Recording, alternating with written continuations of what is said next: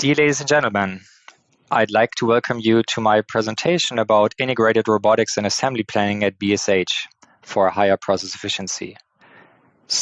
My name is Frank Alexander Helmke and I'm from Munich in southern Germany.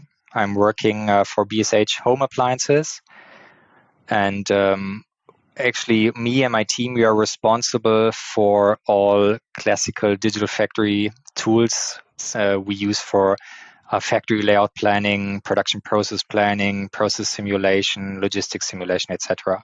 So that's what we are doing. And today I would like to tell you something about two of the projects we have been recently trying to bring forward. One is focused on classical optimization of manual work, assembly lines. So for really focusing on the job our workers at the assembly line have to do and productivity. And the other project is focused on automation, especially robotics, lightweight robots, etc. And actually how we try to bring those things closer together. So first of all, I will give you some insights into BSH. You might not know the company, but we are one of the biggest home appliance manufacturers in the world. You can see in the picture, you can see the kitchen. You all know very well what products we're making because you all have a kitchen at home. You all have a refrigerator. You have a dishwasher and probably a vacuum cleaner as well.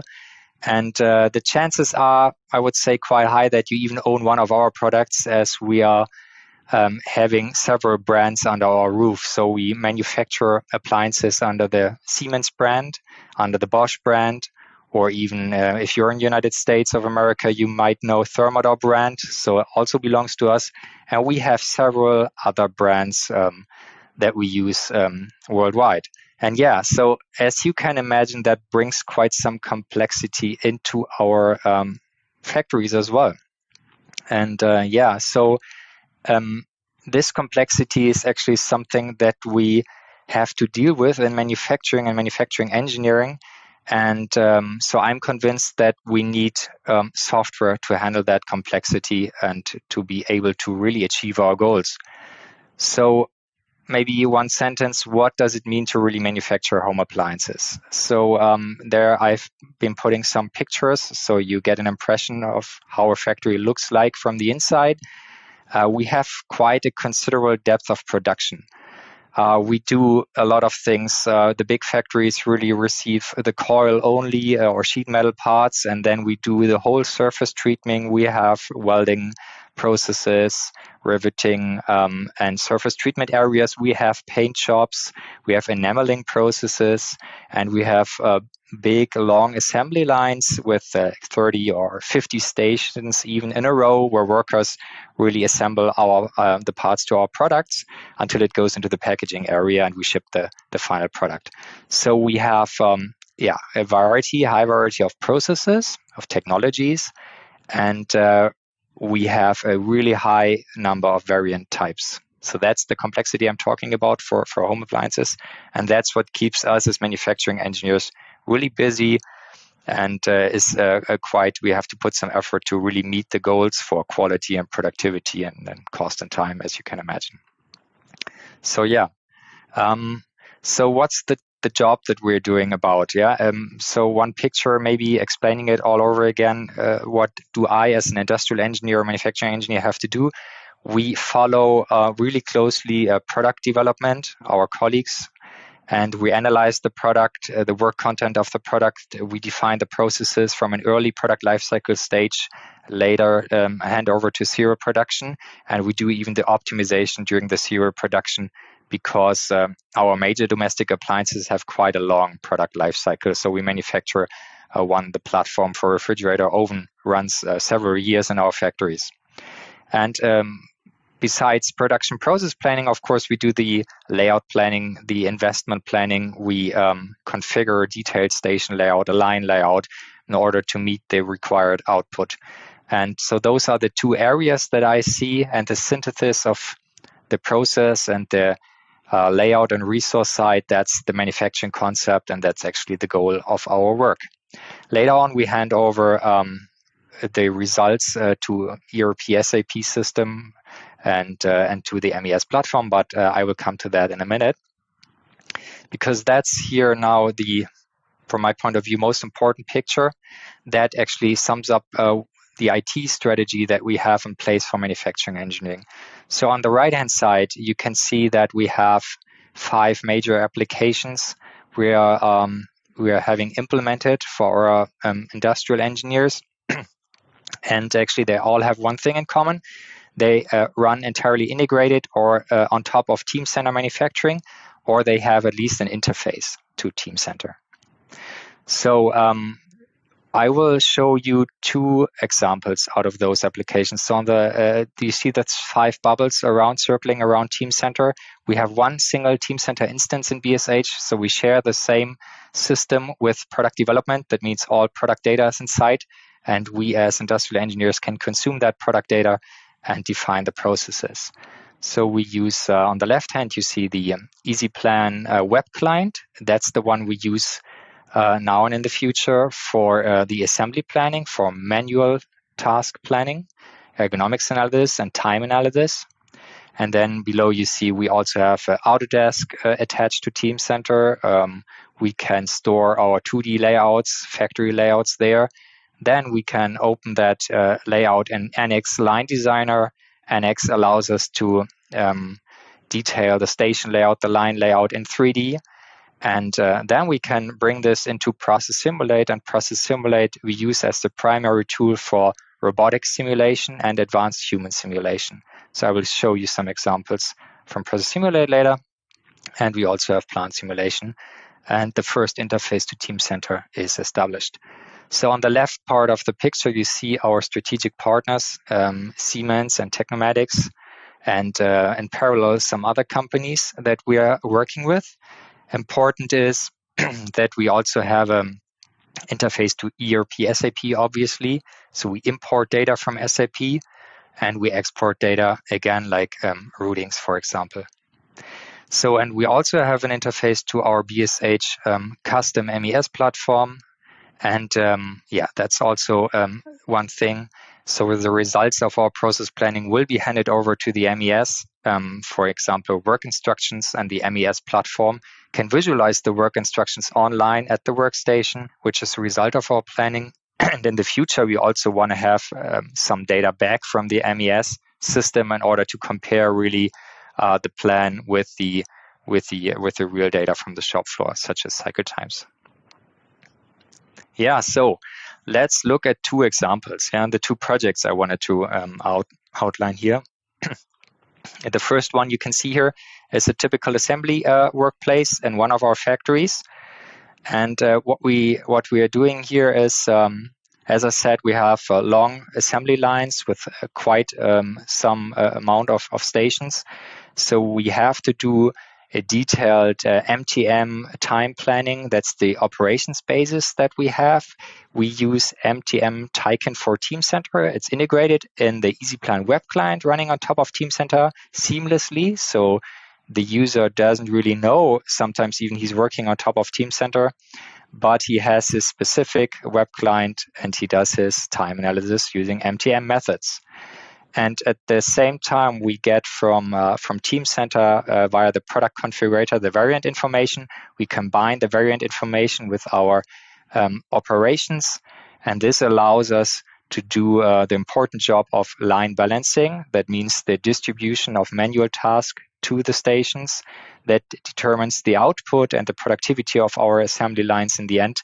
And the result is the work instruction, which tells, okay, what does the worker has to do for each at each workstation and for a specific type of variants or a group of specific variants. So that's pretty important, and that's actually what we hand over then to the MES platform, and they have the ability to really tell, okay, which lot is running on the line and which work instructions can I simultaneously visualize on the shop floor. As I said, the aggregated data will be exported to ERP SAP system and becomes part of the routings that we use for controlling, etc. So that's what we do. for the time management. And last but not least, for manual assembly, I also want to mention that we do detailed ergonomic analysis using EAWS, another method from MTM, because we have really the workforce in Central Europe, where we have still most of our factories. Age is quite high, so we have to deal with ergonomics quite often. We even use advanced simulation with a motion tracking suite, and we also use Process Simulate Human for human simulation. And there we also have EAWS as a method integrated. Okay, and so the other project running in parallel, as I said, is dealing with robotics. So as I said, well, we have 42 factories altogether globally in BSH, many of them in Europe. We have, as I said, aging workforce. We have to deal with productivity in high-cost countries, even more than maybe in others. So one of our goals is clearly to have more automation. Yeah, to really implement more robotics, be it industrial robots or newer types of lightweight robots in our assembly lines. So what we do here is we're using Process Simulate advanced robotics simulation to set up a simulation study in order to validate if a certain automation project makes sense. The new thing, though, here is that we have a cooperation also with RD Mainz. It's a German company based in Karlsruhe. And well, it's a cooperation between Siemens and RD Mainz now. And RD Mainz developed a plugin for Process Simulate, which allows the engineer to take a certain operations from a library, allocate it to a robot, and the robot actually does it automatically. And the intelligence software writes the specific program for the robot in the background. So I, as a user, as an engineer, I have to select a specific type of robot, like Universal Robot 10 or a KUKA robot whatsoever, Kawasaki, and the software then writes the specific code. And I, as an engineer, I don't have to do that anymore. So we in BSH believe that this software toolchain will help our engineers to do more with robotics on their own, because we want to foster flexible automation. Today, as many other industrial companies, I imagine, when we want to go for automation, we hire external partners and integrators, and they sell us the whole project more or less in a black box. They come to our factory, they do everything, the setup, but then later next week, we might have a product change, or we might have an optimization project on the shop floor running on. We have to call the external partner again, they have to change it, and so on and so on. We cannot really go into flexible automation. We have a single purpose automation today in BSH. And if we want to raise the number of robots in our factories, we think we have to go for flexibility, and therefore we have to do more on our own, and we have to enable our engineers to do more on our own, and the software will help us. So to give you an example, what we did to test this tool chain, we went into one of our factories. Here it's in a final assembly line for a gas cooktop. And the colleagues over there, they thought already about, okay, how to automating a screwing process. So we looked into the manual task. We set up the entire study in Process Simulate, and we did the feasibility. Is it possible? Will the robot fit into the existing line? Do we meet the cycle times? Do we have an impact on productivity, a positive or not? So that's what we did there. And so we have also another project in a factory nearby, where it's more a complex simulation, I would call it. We were looking at the continuous moving conveyors in a surface treatment area. Actually, one conveyor is coming out with sheet metal parts hanging on the conveyor, and then one worker has to take the parts and bring it, as you can see on the video, onto another hanger. Without that the powder actually falls down from the sheet metal parts, and it's very complicated to be automized. So we used really here advanced simulation, and Process Simulate really helps us to understand the entire process. And today we are the project is still running, but we are sure that it will be possible to be automated. So and the last example is here from a refrigerator factory in southern Germany. There, one of the big outcomes of the project is a guideline that you see on the left hand of the slide. So we can give this guideline now to our engineers, and they can really do several scenarios, studies in Process Simulate. There you see we have an industrial robot. We have a handover point defined between a human worker and the robot. We can check where the fence has to be. We can check, okay, what can the robot do? What can the human do? So we combine human and robot simulation in one study. And that's one of the, from my point of view, one of the big advantages this Process Simulate can offer. Yeah, and last but not least, for Process Simulate, we also use virtual reality. So we have now integrated in the latest version a VR functionality, and this allows us to really be in one simulation study, although the engineers sit in different locations. We tested it from China to Germany, for example, where colleagues are really totally immersed using a head-mounted display, HTC Vive, in one simulation. They check the study, they can discuss it, and they can do the entire planning together. And imagine, as you can imagine, in times of Corona, where everybody has to sit at home, this is really perfect. And this brings the people into the system, and they really want to use it. So we even tested it with an external partner who develops the assembly lines or the station for us, and it also works with an external partner. So yeah, as I said already, so why are we doing this, right? I mean, it's all about cost, productivity, time, validation in an early phase of the planning state, obviously. But we really want to empower robotics. We want to get into a position where our engineers deal with robotics more on their own. We want to go for flexible automation, like I said. And we think that those are the right tools for the engineers to come into position to be really able to do that. Yeah, so this is these are the benefits as you can see on that slide. And so the two projects that I have been talking about now, one for the manual classical optimization of assembly, one for the robotics, lightweight robots, how do they fit together? So as you saw, the IT strategy is to have it completely integrated. So if you sum it up to one sentence, or bring it down to one sentence, moving the classical digital factory and their tools onto Teamcenter, integrating it towards PDM product engineering, that's the key strategy for us. So really reusing the data, the 2D layout, and then design the 3D layout on top of that, and then support the entire process planning. So you have the different authoring tools, one Easy Plan and one Process Simulate. Both are authoring tools for processes and operations, and both processes and operations are being stored in the same database, and you can use both for a mixed line balancing in the future. So you will have an assembly line with, let's say, 5 to 15 robots standing, and then you have still 20, 25 workers in one line, and you have it mixed, and you have to be able to deal with the entire system and the dependencies that you have in between of them. So the final slide here is, as I showed to you, we have our digital factory inside in Teamcenter. We have the product data, the product variant information, the 3D product data. We have the resources from our external partners, the 3D resources and with its attributes. We're using the resource library. We use all of this to really define the manufacturing concept, to detail the processes, even in a virtual environment, to have an exact plan. We can validate everything, even using advanced technologies such as virtual reality, to do that remote with different partners around the globe.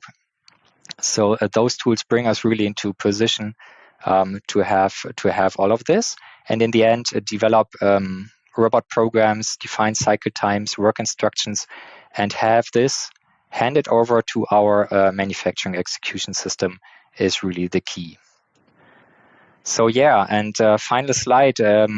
This is a lake near one of our biggest factories in Upper Bavaria.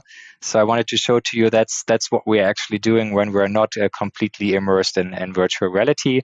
Then we are immersed in nature. And so I hope you enjoyed my presentation. And thanks for watching, and have a good day.